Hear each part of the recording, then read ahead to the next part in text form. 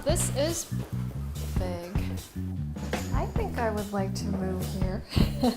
It's basically like any town in the United States. They have everything. Ready for your flight? Yes, I'm ready for my flight. Let's go. Bye-bye.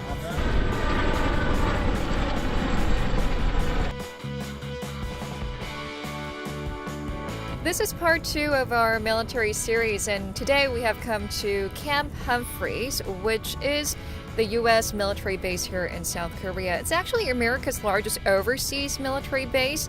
For our Korean viewers, to give you an idea how big it is 8 times the size of the financial district of Yeouido. And for our American viewers or anyone else around the world, it's located on a size of land equal to central Washington, D.C., so you get the idea. It's basically like any town in the United States. They have everything. 4 schools, 5 churches, and a hospital, the largest gym of any overseas U.S. military base. So I'm really looking forward to what's awaiting us today at Camp Humphreys. This is Stephen Hoover, a public affairs officer at Camp Humphreys, who will be showing us around the place. This is basically the shopping complex inside Camp Yes, and we'll Humphreys. take you in. Right here we have a food court with like 5 or 6 different restaurants. Well, let's just go inside and we'll just show you. Sure. How's Thank that? you. And one of the biggest pushes that 8th Army and USFK are doing right now, trying to get people to get away from the old stereotypes of Korea. Like the image from the Korean War. Exactly. And then the other thing is because of all the problems with North Korea over the years, although tensions have kind of, settled a bit in recent years, people still think about the old days. Even though things have changed. Right. They don't get that much People's- opportunity to come to Korea Right. and visit Korea. Exactly. Yeah. Wow. This is our food court. You have Popeyes, you have all these different, Arby's is very popular in America. Arby's. And then the Charlie's Philly Steaks. Me in the States, I never see that restaurant other than in the PX. So it's a I don't think. military specialized Yes, brand. I really think they are. And then of course we have Grand Old Pizza Hut. But see, a lot of these businesses that are in here now, they moved here from Yongsan as part of the move. So this area opened last summer? No, in 17. Oh, 17. When did the troops actually started moving over to this new garrison? I know it was after 14. And then And the barbershop, of barbershop. course, yeah. It's usually full. Ah. You usually can't even get in there because there's usually so many people, especially on the weekends, because the soldiers are all getting their hair cut Right. and stuff. Vendors and stuff with, Korean type trinkets. This is as far as the soldiers sometimes get, when they buy stuff for their families back home. The PX manager, what they try to do is they try to roll Walmart, Target, Nordstrom's, all the different stores that we have in the States, that they try to roll them kind of into one store. We were looking forward to buying some items that are only in the U.S. but Yeah, here. no, we can't do that. We can't do that. It's unfortunate, but it's only for SOFA members. The Army and Air Force Exchange Service is a partner of the U.S. military. And what they do is, all right, this is here for the SOFA members to shop at, okay? And then a certain portion of the proceeds that are spent in this store are turned around and donated right back to our MWR, Morale, Welfare, and Recreation, like the people that operate the recreation centers, the gymnasiums. Okay. By people coming here as customers, in turn turns around and gives money back to those customers through those programs. So where are we heading next? We're heading to the Army Family Housing. Camp Humphreys is expected to house about 45,000 troops, contractors, and family members by the year 2022, but currently it's the home to the 8th Army Division and 33,000 troops, contractors, and family members. Now, with the relocation, the 70-year U.S. military presence in the South Korean capital of Seoul has ended, and this relocation project has actually been discussed since 1987.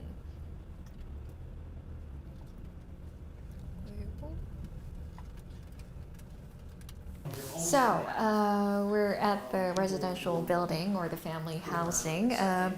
We weren't allowed into the places where the troops and their families actually live because we don't want to disturb them. There are privacy issues. So this is a model house in this building. Wow, this is big. Yeah. This is a 3-bedroom apartment, which is smaller in this building. Oh, this is the smaller housing. Oh, okay. As we looked out the window from the apartment building, we were able to get a pretty good view of the garrison since there were no high-rises blocking our sight. Children were playing on the school playground. It must have been their recess time outside. There are 2 elementary schools, a middle school and a high school inside Camp Humphreys, and more are expected to be built in the coming years. I think I would like to move here. It's so spacious and perfect view of the elementary school, so you can keep an eye on your kids. So this was renamed as Collier Fitness. So is this the largest gym of any overseas U.S. base? The largest on post, and we have 1, 2, 3, 4 other gyms besides this one. Okay. Since it's only 1 p.m. in the afternoon, the place is empty, but at night, after the soldiers are done with their work, this place is literally packed. They actually have an indoor track here. Isn't it awesome? And you can see that the 1 mile and 10 laps, even with a high concentration of fine dust that we're seeing so frequently nowadays, you can just work out here doing some laps. At the CrossFit Center, I had to get on one of the rowing machines to try it out myself. 맞아, 이거 잠깐만요. 그냥 하면 돼요. 예. 그냥 앞으로 왔다. 예. 버티고. 아, 이거 진짜 제대로 하는 거 맞아요. I didn't expect to work out here. I'm sweating. I really want to jump into the water right now.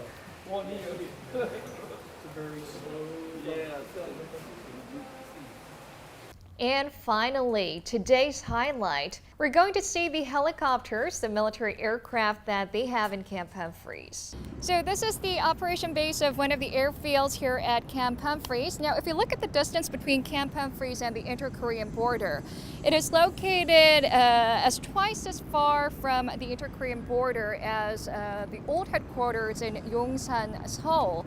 Now, that strategically puts Camp Humphreys out of the range of North Korea's conventional weapons, which allows the U.S. Army here to more effectively deter North Korean provocations and defend the western coast, and also receive the support of backup forces at times of a contingency. And it also keeps China in check as well. We also had a chance to meet and talk to American soldiers at the airfield. This is the TTCS, the Tactical Terminal Control System.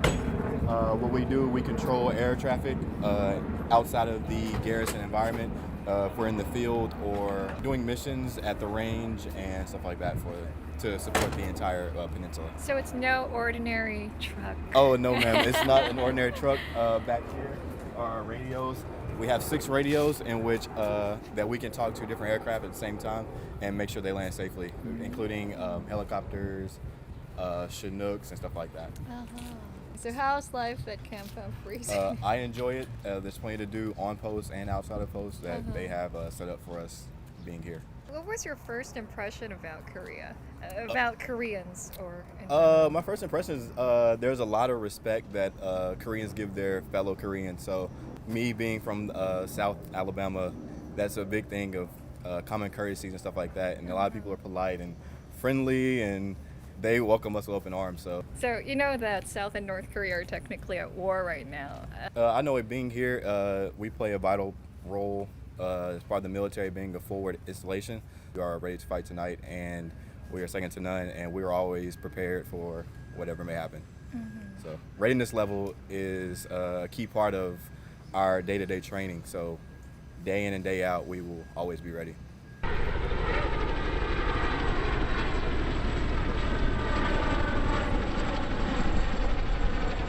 So is this the place where you, I don't know, jump out with a parachute? Do you want to strap in? Oh, can we? Actually, can we? Yeah, we can strap in right here. Okay. It's like a military experience here. Okay. How do I Here, strap? let me help you with that. Okay, I have this one right here. It takes some practice. It's a 4-point harness. So does it cross like this? Yeah, actually, yeah. There you go. Okay. Okay. And, Your flight. Yes, I'm ready for my flight. that's Let's how go. So this is the CH-47 Chinook. Right now we're on the Fox model, and it's the Chinook itself has been around for a really long time, but right now this is the Fox model Chinook. So like it's as far as the avionics goes, it's pretty modernized. Even though the airframe itself has been it's been around for a long time. Which means it's has been tested and proven in decades of war. All right. So how was this aircraft used during times of contingency or exercises? Like not in the war scenario. Okay, it's usually used for training. Like let's say basically in the time of peace, you're always preparing for war, and Right. so we can also use this pretty much for anything else, as far as like just moving cargo, moving people around, or like preparing for, let's say, being ready during a rescue mission in the event of a natural disaster. One of the missions that we also do during peacetime would be forest fire prevention. So we have what's called a Bambi bucket, and if there's a forest fire that usually happens in one of our ranges, then we go ahead and like, put out the fire Oh, so it's with using a water bucket a underneath. multi-purpose aircraft. Absolutely, it's literally can do pretty much everything. Yeah, this is the biggest helicopter in the United States Army. We can carry the most amount of cargo. We can haul the most amount of people inside. And we can fly further and faster than any other helicopter in the United States Army. Nice to meet you. Junju. Hi. From Yeonam News Agency. So you're the pilot of this helicopter? I am one of them. Wow. Yes, ma'am. So can you introduce this helicopter? Sure. Our main mission is VIP movement. So Ah. we fly around people, important people from one place to another. But there's a bunch of stuff we can do. Like we also help with putting out the fires. There was that big fire down south, and one of our aircraft helped put that out. And then if we need to, we can move troops. We can fit 11 troops in the back and move them wherever they need to go. We're not allowed in the driver's seat, no. Oh, you can if you want. Yeah, Really? be my guest, of course.